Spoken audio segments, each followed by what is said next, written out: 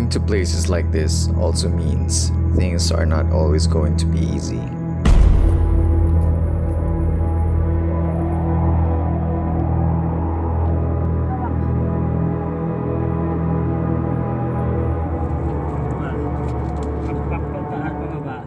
Whether you are disabled or not.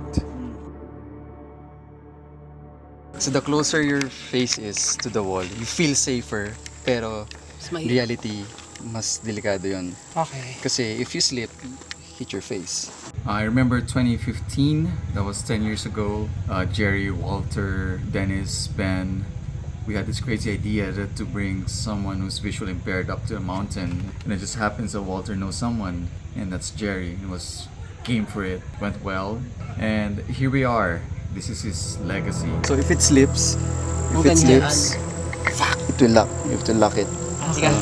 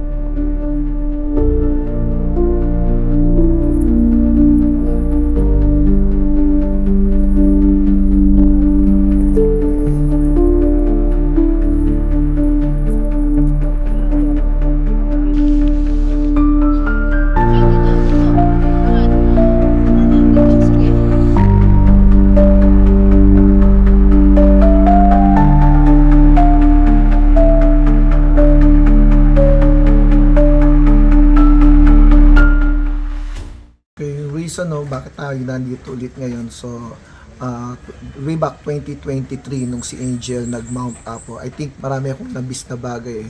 So kumbaga lahat story lang nadinig ko, and now gusto ko actual na makita kung ano yung meron doon sa Mount Apo, no, kung bakit naging memorable for Angel, and I want maging part ako ito doon sa gagawing activity ng mga bata. I can see that we are getting closer and closer for these activities with people with disabilities to get normalized. Though with them, there's this fine line in between that makes it harder to balance life with leisure, and that makes these things harder to accomplish, and that puts more value in each step. This is a big motivation for them that we usually take for granted because we have more access, or we have what it takes to be more efficient without needing help.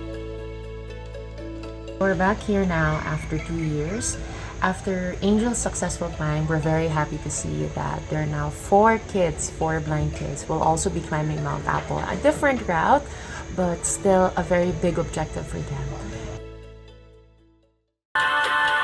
Don't you sweat it, baby, it's alright. You were dancing on the line. Dito ba? Pwede sa baba? Ang nararamdaman ko po ngayon na aakyat po ako ng Mount Apo is masaya po. Hindi ko po ina-expect na magkakaroon po ako ng opportunity ganito. Kasi po yung pag-akyat ko po ng bundok noon is nung bata po ako, parang laro lang po sa akin nun. So, I remember 4 years ago, nung unang akit ko sa Mount Pulag. To be honest, hirap na hirap ako doon and I thought that was my last mountain. Pero I can't believe na after that hike is marami pa palang darating and the second time nakakit ko rin yung Pulag and ngayon, eto, dito na ako, pinaghahandaan ko naman ng Mount Apo na dati kala ko, pangarap ko lang siya na maakyat but now, eto na ako, like ilang araw na lang yung bibilangin ko tapos akyat na ako and I'm excited. Ang naramdaman ko po sa preparation para sa Mount Apo, mahirap po pero kakayanin ko po. Excited po ako na makasama ko po ang daddy ko na umakyat ng Mount Apo. Pinaghandaan ko po itong Mount Apo sa workout lang po. Yung ginawa kong workout is mahirap sa bahay pero pinagpatuloy ko yun kasi alam kong kapag hindi ko ginawa yun, baka may possibilities na hindi na ako makababa. Ang goal namin is maihatid si Joseph sa summit before mag-alas-dos na hapon. Excited na ako umakyat ng Mount Apo dahil ito yung pinakamataas na mountain dito sa Philippines and gusto ko rin ma-experience kung ano yung na-experience ng mga katulad ko, ka-age ko, of course, yung sa daughter ko kasi ang dami-dami niyang kwento sa akin nung umakyat siya sa Mount Apo. So, gusto ko yun kahit kinakabahan ako. Yeah, the reason I came is I'm so impressed with the mission of Pavik. And I saw these YouTube videos of these kids climbing the mountains, and I said, look, I gotta be part of that.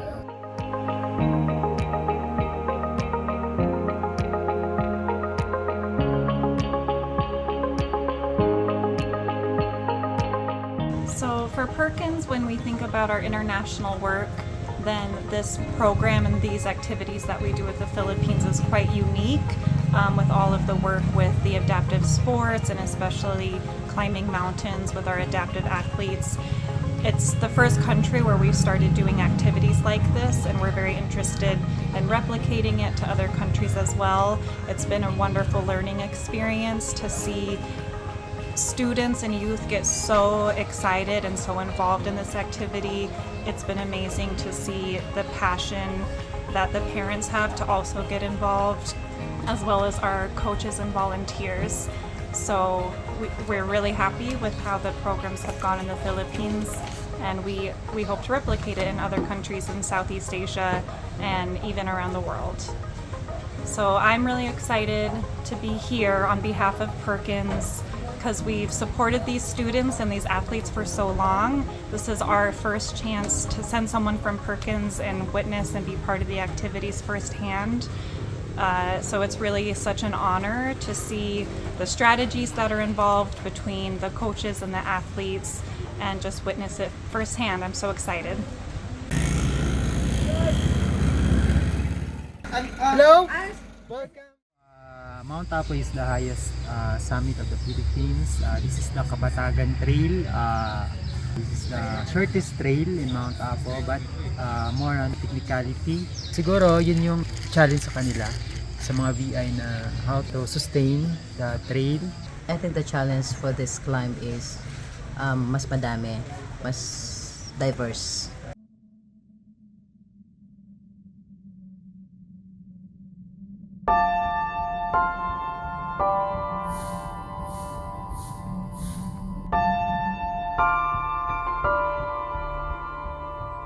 You think Lisette is ready? I think inoculation, she's ready.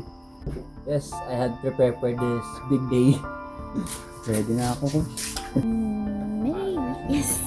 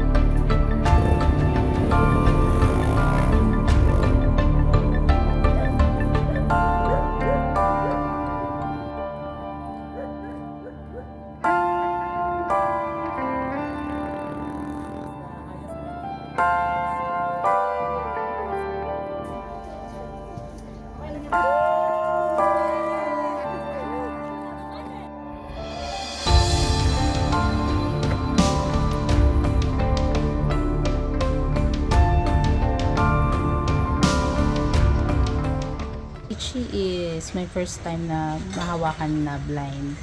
And beginner siya sa mountain. So, I need to help her to reach her goal. This is a big step for me and my daughter. Sino magsasabi na ang isang totally blind ay makakarating ng Mount Apo, and it's a big opportunity for me na dalhin ang anak ko sa tuktok ng Mount Apo. I'm really proud na ako mismo na daddy niya ang magdadala sa kanya, mag-guide, and it's an honor for me to bring her to the summit.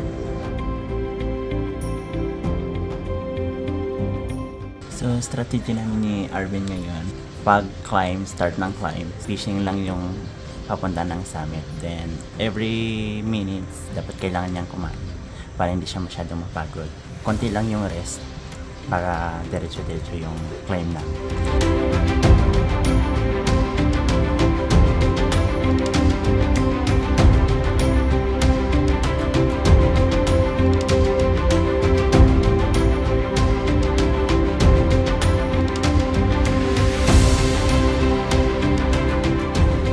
The first day of the hike will start off with the road section of rolling hills.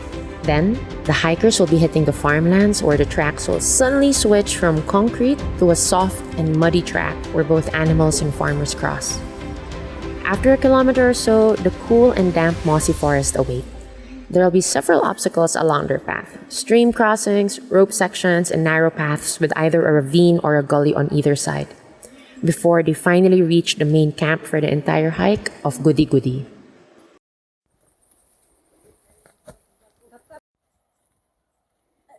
Baba. Dandahan. There. Forward Yan. pa, forward. Yan, angat. Angat, up, up. Paradoxically, by depending on the guide, the blind hiker gains independence, the ability to explore mountains and trails that would otherwise be out of reach.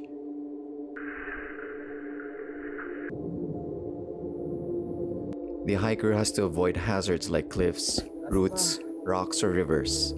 With trust, they can focus on experience, sounds of nature, rhythm of walking, the feel of the mountain instead of worrying about danger or uncertainty. It's a lot of hard work to achieve such teamwork. Meron kanina. Yung first day namin sa hike, ako muna yung nag-assist sa kanya. Ako yung nasa harap, and then si Coach Lara yung nasa likod. Okay, good. Pag akyat namin, pinapadescribe niya sa akin kung ano yung place, sabi ko farmland, dinidescribe ko sa kanya kung ano yung nakikita namin, yung mga potatoes, may mga carrots. Pagdating dun sa horse trail, medyo nahirapan siyang umakyat kasi yun na yung paa niya, muddy na. Ang strategy ko lang sa kanya kasi nasa harap ako, side step lang. And then we will make sure na walang mga maling hakbang kasi both side, yung iba, puro mga cliff. Paakyat, medyo nakingal na siya. So pagdating sa may taas, sumisigaw-sigaw na siya. I know madulas din siya sa kapote. So at tinutuan ko siya na eto apakan mo, eto ang dito mo iapa ang kanang paa mo. But sometimes it will be madulas siya. Before the hike, day 1, actually hanggang doon nakakaramdam ako ng nervous and halong excitement. And I was praying, kaya ba natin ito? Yes, kaya natin. With the 3 months preparation namin ni Lisette, dinaanan namin muds, forest, assault. Actually, na-practice namin lahat yun. Good thing na si Lisette walang reklamo. Lahat nagawa niya ng ayos. Even nag-slide siya, walang tantrums. The only thing na nag-struggle siya nung sumakit ang ulo niya. Then after that, after taking medicine, okay.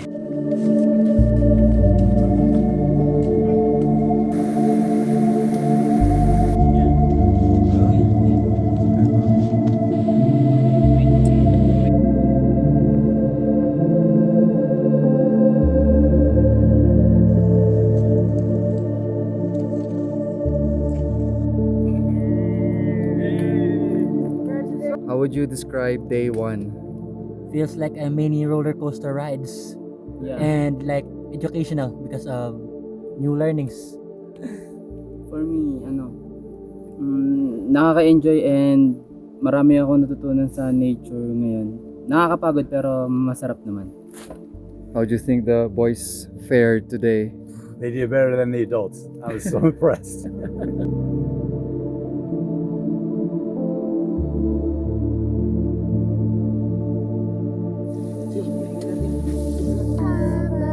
Gagawin natin.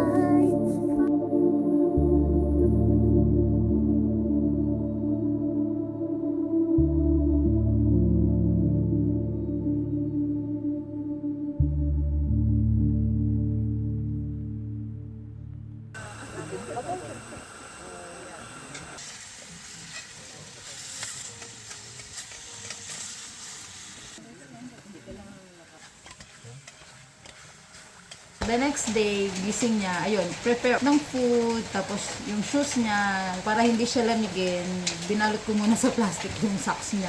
First time ko po kasi mag-camp sa mountains. Yung mga sounds po na naririnig ko, may mga iba pong hindi familiar din. Sobrang lamig din po sa mountain. This is it. Ito na yung mahirap na part ng challenge natin.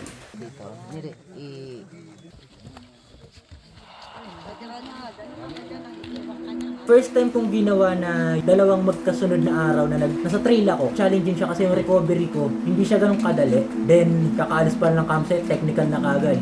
Puro pataas na mabato. And then, mas naging challenging siya sa akin nung nag-face mask ako dahil dun sa sulfur. Pagod ka na, hirap pang huminga. Kahit nandun pala kami sa forest, naaamoy na namin yung tapang ng sulfur. At pa? Kanan, no?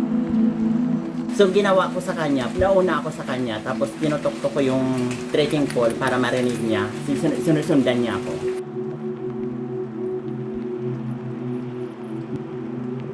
Transferring from one rock to another is easy. But doing it siguro 100 or 1,000 times, ibang story yun. Bago ka makalampas ng 100 meter, it takes maybe an hour.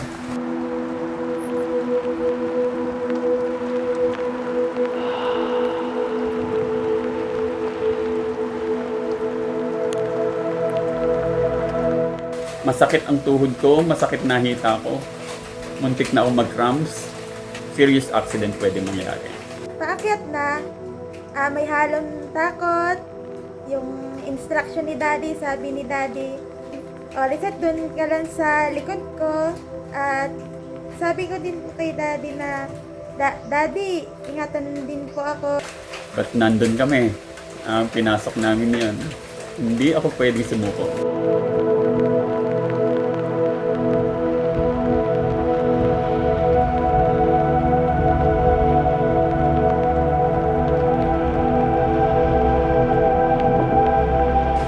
Tuwing tatanungin ko si Lizette, kaya pa. Sa kanya nagsimula yung basic. Nakakatuwa kasi nakikita mo siya hirap na hirap sa ang dinadaanan namin. Though, na-out of balance pag minsan. Pero nakakabawi. Sabi nga ni Daddy Reden, basic!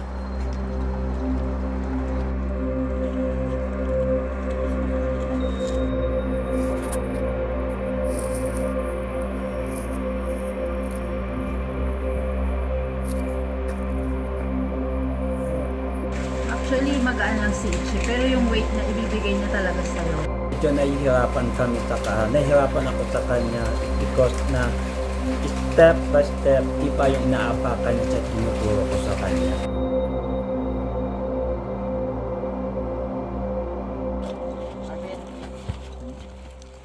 I-try mong pitasin, then kainin mo. Ito.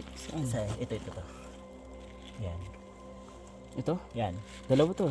Oo. Yung ito lang. Yan. Kainin mo. Ito, doon ako natakot nang makita ko yung 87TK because how hard to be guide them because maliit lang yung dadaanan nyo. So, andito tayo ngayon sa Camp White Sun. Next natin is yung 87 degree which is 200 meters from here to Old Crater. Pagdating dyan, may Old Crater dyan. Tapos mula sa Old Crater, pupuntang summit dun banda is around 100. So all in all, 300 meters na lang.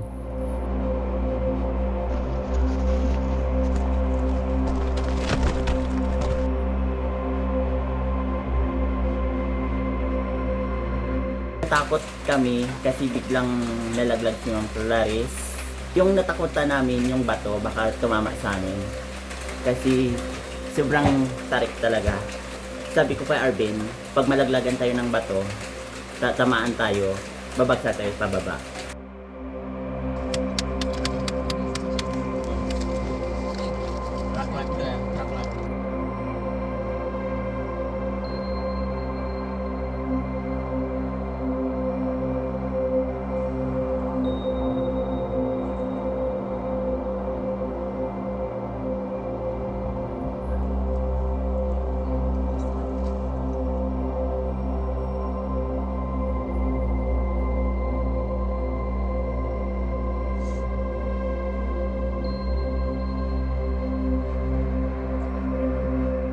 Si Daddy Roden naman kasi, yung hands niya, sinabi, ganito ha, sa akin na yung kamay mo.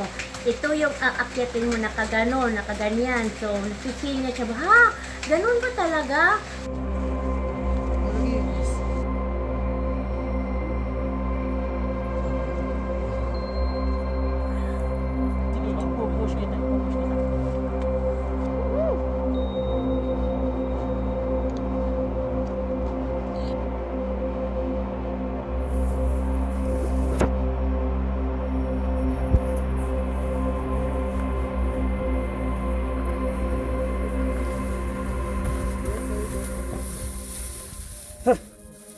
Oh no.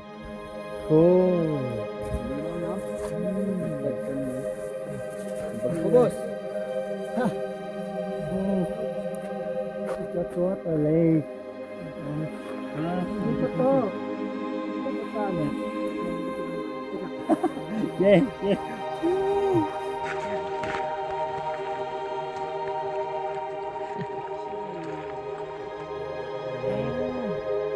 We have around this we'll have a lake. Okay. Ito na naman. Nakiran na dito. Okay.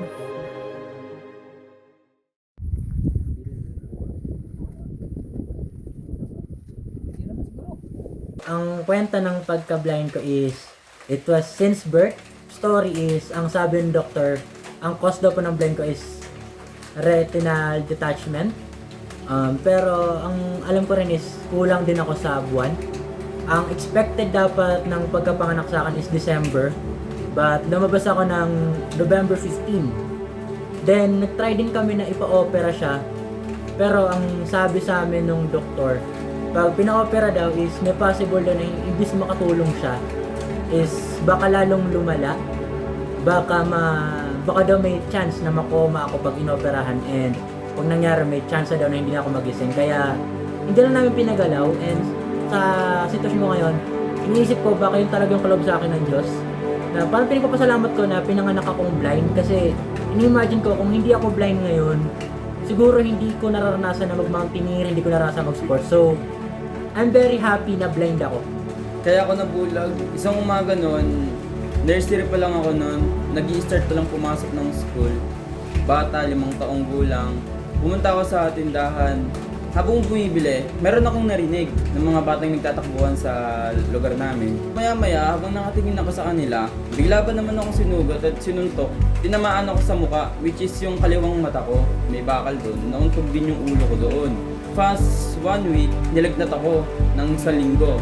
Sabi ni mama, hindi na ako gumagaling. Pina-check up niya ako. Tapos doon na nila nalaman yung nangyari sa mata ko. During 5 years old ako hanggang 9 years old ako, totally wala akong nakikita. Nung 9 years old ako, na-operahan yung right eye ko. Tapos may nakikita na. Sabi ni mama na kung pwede ba daw galawin yung nasuntok na mata, which is yung left eye ko. Sabi bawal daw kasi baka mahawaan pa yung nakakita na. Si Lisette ay result ng ROP, retinopathy of prematurity. Lumabas siya sa womb ng mami niya 6.5 months. Kapag labas niya, ganun kaliit. Parang coke sakto. Ganun lang siya kaliit. Nag-result yun na since hindi pa fully developed yung vein sa mata niya, wala nang ugat na nagko-connect sa mata papunta sa utak. Pinanganak po ako na premature, 6.5 months lang po ako sa tiyan ni mama. Hassle pa po that time kasi sobrang traffic din daw po nun. And palipat-lipat po sila ng hospital kasi wala pong tumatanggap nun sa amin kasi wala po daw incubator. Naka 5 hospital po sila.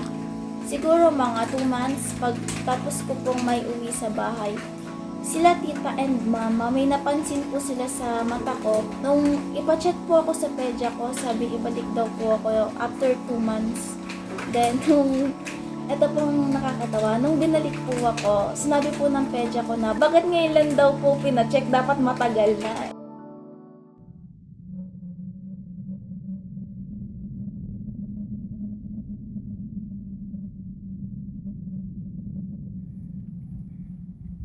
Doon, sabi ko, malapit na to, malapit na. Nararamdaman ko na yung parang bugso ng saya dahil sabi ko, nataas ko yung pinakamataas ng bundok dito sa Pinas. Naramdaman ko na parang ako yung pinakamataas. Nagawa ko to dahil sa mga guide ko.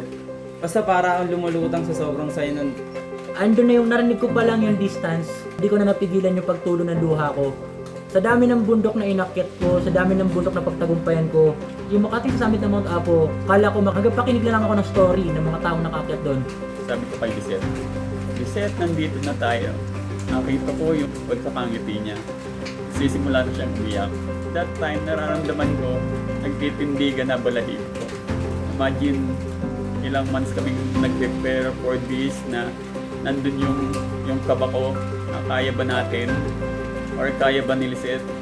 As we approaching the sign ng summit, hindi ko na napigilang umiyak. Pure joy and fulfillment, not just for me, for my daughter, na nadala ko, na-guide ko yung anak ko doon. Sa akin, malaking accomplishment yon. Sobrang nagpapasalamat din ako kay Daddy na palaging sumusuporta sa akin. Simula pa ng mga trainings hanggang ngayon, doon ko nararanasan yung mga grabing kasayahan. Ito na, malapit na.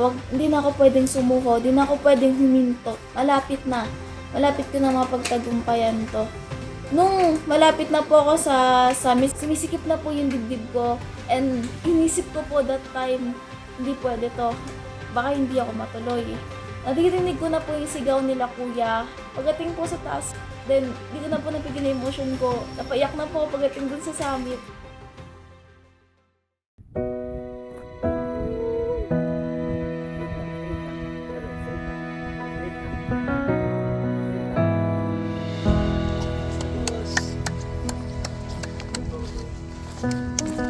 Boss, congrats! Nice one po!